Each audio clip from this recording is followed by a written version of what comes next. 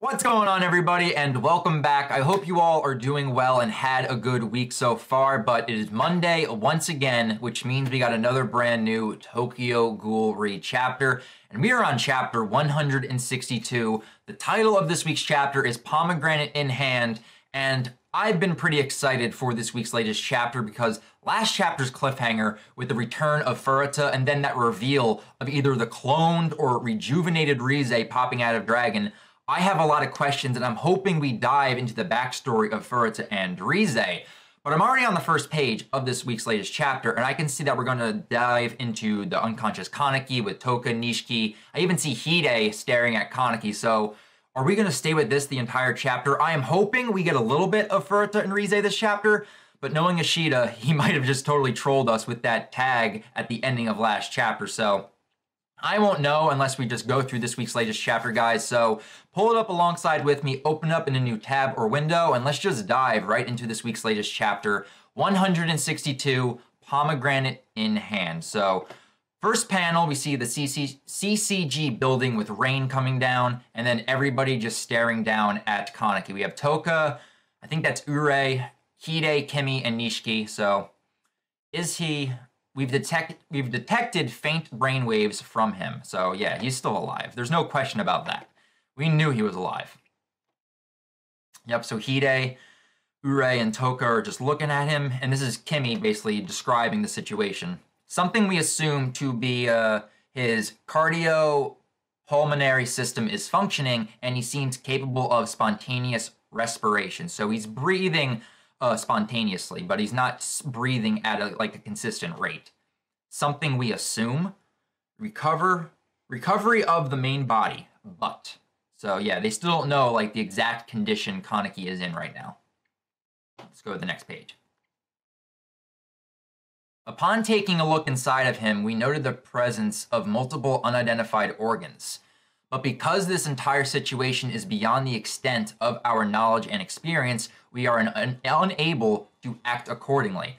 So they were actually dissecting him. I wonder how Toka felt about that, honestly. And now it actually makes a lot of sense when they said bring him back for further analysis. They actually dissected Kaneki even though he's not dead yet. That's pretty weird, honestly, because he's not dead yet. So they were basically operating on him when he was still conscious and technically alive. And you can see the shocked face of Toka right there and the concerned face of Hide. So he's alive, right? In the sense that his brain hasn't stopped working then. Yes, I suppose you could say that. So he's like a vegetable. He's like Shinohara right now, where he's not moving, his brain's still functioning, but they don't know if it's like a coma-like state. So the best comparison I can make for it is he's in the same state, almost comparable to Shinohara. I doubt Kimi and the others really know either, Nagachika. Now, what's going on with Kaneki's body, right?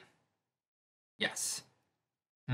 I doubt Kimi and the others really know either, Nagachika. Now, what's going on with Kaneki's body, right? That's a weird translation. So Kaneki's just going to stay like this? I know this is a difficult thing to propose, but the CCG and the research team, in order to illuminate the specific cause and effect relationship between him and the monster-like entity, believe that we ought to conduct dissective analysis. So they already did that, though. Next page. First ward, and you can see, oh my god, you can still see the Dragon Kagane spreading throughout the city. It is true that upon removing Kaneki Ken, we thought to be the main body, the nucleus. The monster's body has begun disintegrating. Okay, but as we learned last chapter, that might actually be Rize.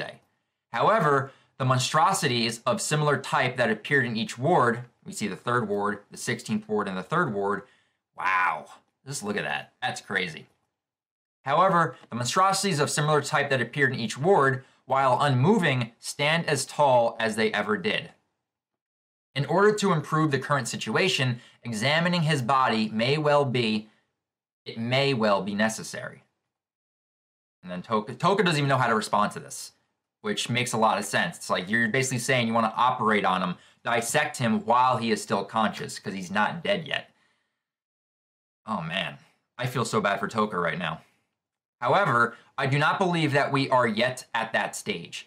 Given that the monstrosities in other wards continue to exist, we can surmise that other nuclei like Kaneki exist somewhere out there. Besides, if you were to ask me my own thoughts on the situation, well, I would like to save him. Of course you would. Because he has saved me. Exactly, Kimmy. Exactly. He saved your life, you save his. You scratch my back, I scratch yours. And this, I love this so much. This is cool. And just those panel shots of Hide, Urei, and Toka look really nice. Really well detailed. I like those a lot. But good job, Kimmy. Good job. I like that. Next page, we have a bunch of operatives just roaming the streets, it looks like. Or no, they're inside the building. Never mind. Strike that. Emergency. One guy comes running in. We need a breakdown of the current situation from a member of the research squad. Understood. I'll be there shortly. Do you mind if we stay here? Of course you wouldn't. No, of course. Exactly. They can stay there as long as they want. Oh, I like this. I just flipped the page and you have Hide and Toka sitting right next to each other staring at Kaneki. And you can tell, too, he doesn't have his arms or legs. So Kaneki is just a head and a torso. So he hasn't really changed since the ending of his fight with Juzo. But damn, I can only imagine what's going on through Toka's mind. But I really want to know what's going on in Hide's mind. What's his overall mindset and what is he thinking about as he's staring down at his best friend lying basically in this morgue with no arms and no legs and basically unconscious. Even after all of that, he's still alive. This guy's really something. More sturdy than you'd think. He's always been like that. Oh, I love you, Hide. So, don't worry. I'll be going. Marade's probably having a fit right now. Toka, watch over him, okay? Thank you. All right. Good man, Hide. Good man. Next page. Toka is remaining in the room, staring down at Kaneki. I told everyone else what's going on with him. And now Nishiki's there. Sheesh, he can't help but sprint off on his own, huh? Always. Wake up so I can complain to you properly, Kaneki. And we have some people walking in. So we have Banjo, the three subordinates of Banjo. I don't remember their names. And we have Hanami. Sister. And oh, wow, she's still missing her leg. Kinami is still missing her leg from her fight with Juzo. So she hasn't recuperated or recovered, regenerated, none of that. Which would make, I think, yeah, it makes a lot of sense because they don't have any food or nourishment. That was the whole reason for the provision squad. So nobody is able to heal properly because of a lack of food and nutrition, basically. But damn, Hinami does not have her leg. Next page. Hinami, welcome back, brother. She's just staring down at him. Oh god, Shu Tsukiyama just showing up with a bouquet of flowers. A rather dreary spectacle, isn't it? I thought we could do with some flowers. They're so pretty. And I'm not even going to begin to pronounce that German name or whatever that name is. That is one long, difficult name for me. Forget-me-nots. Wait a minute, aren't you all Banjo's? Long time no see. So we haven't seen these guys, these subordinates, I think, this whole time until now. So even Tsukiyama's like, wait a minute, aren't you guys those guys? And they're like, yeah, we are those guys. Reminds me of when we were all living together in the 6th Ward. Yeah, I actually wasn't living there, but anyway, what were you all even doing? Are you not gonna go in, mister? And we have Yomo, Ayato, and Miza. Come on, Ayato, go in there. Not Ayato, Yomo. Yomo, get in there. And then we have, next page, we have, wow, that's a dark panel. Definitely going to need the high quality scans for that one, but it's Urei and Mitsuki, I can tell that. Psycho, I heard her Kagane suddenly went out of control. Yes, okay. Please explain this a little bit. We don't know why, but it looks like she's recovered. In any case, I told her to stay put and get some rest. So no answer really right there. I heard that most of the ghouls have gone to see Sasaki. I see. He is very loved. Want to go? I know you want to at least see his face. There's things I've done. I no longer have the right. And then in Urei's mind, ... Avoiding him is not atonement, Mitsuki. It's very true, Urei, very true. But I understand where Mitsuki's coming from. She's done so much. To walk into that room right now, I'm really curious because Toka's in there too. So how would Toka react if Mitsuki came in there? And would Mitsuki be able to contain herself being in the room with Toka, but also looking down at Kaneki / Heise's body? So I understand where she's coming from. But I like how Urei says avoiding him is not atonement. So I like that a lot too. Go see Sasaki and tell him yourself the things you've done. If you don't, nothing will begin. Yes. There's things I want to tell him too. When we lost Shirazu, the things he said to me made me strong. Oh my god. In all honesty, the stuff he said, it was cruel, but honest. But I'm not sure if those were really the words Urei needed in that moment, where he said this exact stuff. All losses in this world are caused by the ineptitude of those involved. That's a weird translation. It was basically translated differently, but it's the same meaning. We're basically saying, like, your lack of being able to do anything caused this to happen. You need to become stronger so that way you can avoid stuff like this from happening. So I'm liking how, like, there's callbacks. Everything that has basically happened and transpired in the past is culminating in this moment with between the ghouls and the humans coming to Kaneki's side. I really do like this. This is really, really cool. Bravo, Ishida. I am loving this, even though this isn't Furuta or Rize at all. But I became prisoner to those words, became stuck. So I want to see him and tell him that he was wrong. Exactly. There's a shit ton of things in this world that you can't do anything about alone. Your surroundings, luck, fate, all those things and more intertwine to cause the results we see. That's it. The same goes for me. I'd never have made it alone. Yonobayashi, the QS, Kuriowa. Wow, he's even thanking Kuriowa. I like that too. All of you saved me so many times. I just never noticed. Character development, Urei. Absolutely amazing. You're shouldering too much of the burden. Everyone is. And Psycho standing outside the door. Are you just going to wait out here, Yonobayashi? And we have Akira and Almon coming in. May we come in? Sure. And here we go. Psycho's here with you, Maman. Oh, wow. This is the panel that culminates that entire ideology that Kaneki has strived for. You have humans and ghouls, people on both sides coming to his aid, standing in the same room with him, loving him, cherishing him, making sure that he ends up getting out of this okay. Humans and ghouls. This panel, awesome. I really do like this panel a lot. Next page. Okay. So we're back outside. We got some construction. So what's going to happen to the ghouls? What do you mean, what's going to happen? Well, we only defeated that thing because the ghouls helped us, right? And we have Ito right here. But even so, we can't just be like, thanks, see you at work tomorrow. I mean, we could, but what do you think, Mr. Takehiriko, former CCG employee? Wow, that's sarcasm. Oh, I love that. That's funny. Coexistence and conflict are but ripples in the pond. Even if we've overcome the struggle between humans and ghouls, a terrible revolution will come. That's what Arima used to say. And that monster thing was that revolution, right? No. I'll admit that when I first saw it, I thought the same as you, but it was not what Arima feared would come to pass. And we have Ito just basically putting his hands above his head. What? Arima feared? Huh? If it was enough to get you to hand in your resignation, it really must be something wild.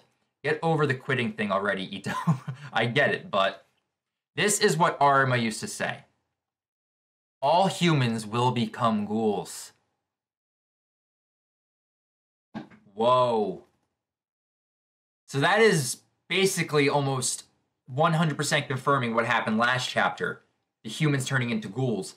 And Arima knew about this. I mean, it makes sense. He was part of the Washu clan, you know, he's artificial human and everything. But damn. So this is the end game, turning all humans into ghouls. So it is almost basically confirmed. Thank you. I'm glad we got this actually almost confirmed in here. Next page.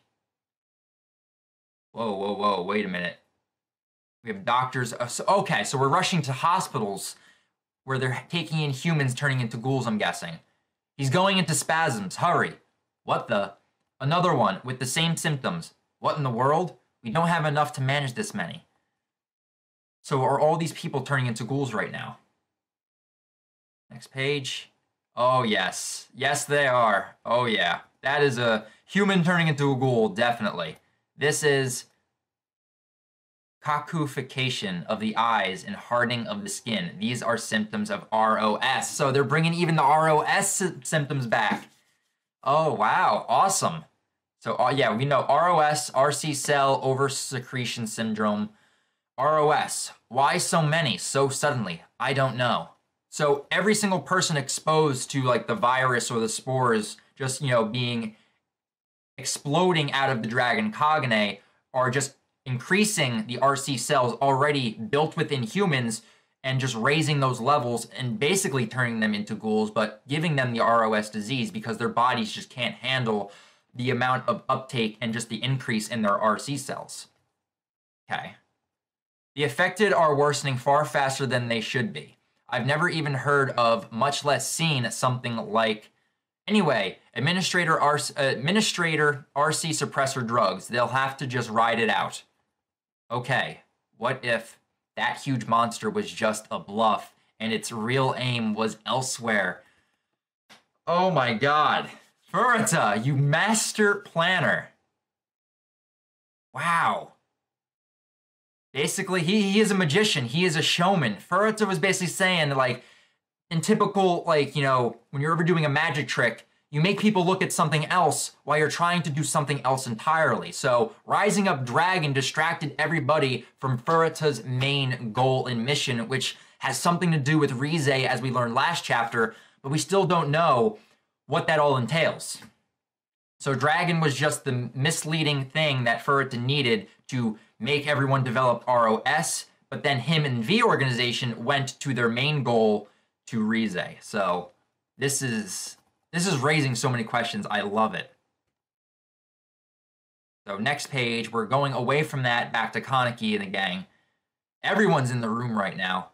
Everyone's sleeping, they're dozing off, they're all exhausted and tired. We have a creaking sound. Toko is looking at Kaneki's body, about to close her eyes, and then a creaking sound made her open them again. And Kaneki opened his eyes. Aw, and Psycho's still laying on his lap. I love that. That's so nice. So Kaneki is now awake. Opened his eyes, he looks over at Toka. He's like, Toka? Everyone? This sight is, and he's bawling up a little bit. He's got some tears in his eyes. End of 162, next issue, The Things He Sees. All right, now that title tag at least makes some sense considering with this, because we didn't get anything with Furuta or Rize in this chapter, so they lied last week. That title cliffhanger thing lied last week, but even though we didn't get that, I still really enjoyed this because there are some panels in here that really encompass the whole ideology that Kaneki has been striving for, where you have humans and ghouls coming together to Kaneki's aid, and they're literally sitting in the same room because they all care about this one individual who is half human and half ghoul, who belongs in both worlds of the humans and the ghouls. This is really cool. But I'm also wondering, too, what is Kaneki's mindset? Because he recognizes Toka, he recognizes everybody else, and you can tell because look at his neck. He's still got like that Kagane torso thing. Will his arms grow back? What kind of state will Kaneki be in right now? And also, this chapter raised so many things with me about Furuta and Rize. I just want to dive into this chapter and really dissect it and just see what type of questions this raises, see if it answers any, because it didn't really answer anything, because everything with Psycho kind of got pushed to the side. She healed up. We don't know anything about that. And then Furuta and Rize still up in the air. But the ROS disease has come back, and I'm really excited that it did. And hopefully we dive a little bit more into that with this final arc, depending on how many more chapters Ashita needs to close out Tokyo Ghoul Re. So anyway, guys, that was my live reaction. My review will most likely be up tomorrow, but I'll try to get it up late tonight, so be on the lookout for that. But until then, and until my review, I'll talk with you guys later, and have an awesome day, guys. See you later.